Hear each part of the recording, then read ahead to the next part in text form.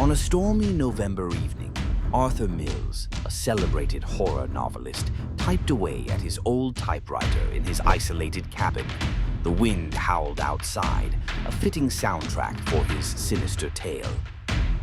Arthur was writing the final chapter, a novel about a writer whose fictional murders began mirroring real-life killings. As lightning illuminated the dense thicket, he introduced a new layer of terror. Arthur's protagonist had written a murder that eerily resembled an unsolved case in his own town. The details, conjured from thin air, felt disturbingly precise. As midnight struck, Arthur described a shadowy figure visiting his protagonist, whispering secrets of death. The cabin groaned under the storm, sending a shiver down his spine. Arthur laughed off his unease, but the air around him grew inexplicably colder. He continued writing, his protagonist facing an obsessed fan who believed the writer held the power of prophecy. Arthur's hands trembled as he wrote the final confrontation.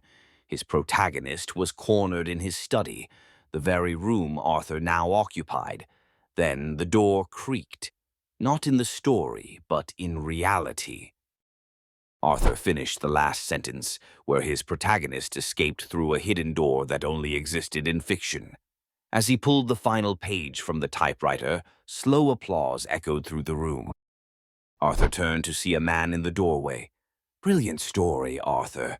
It's just missing one final detail," the stranger whispered, stepping into the flickering light. Arthur recognized him, the fan from his readings, the one with the intense stare. "How?" Arthur gasped. The fan grinned. "You wrote it after all," he said, brandishing a knife. Arthur's screams were drowned out by the thunder. When the storm cleared, the last page of his manuscript fluttered to the floor, a grim epitaph written not in ink, but in blood.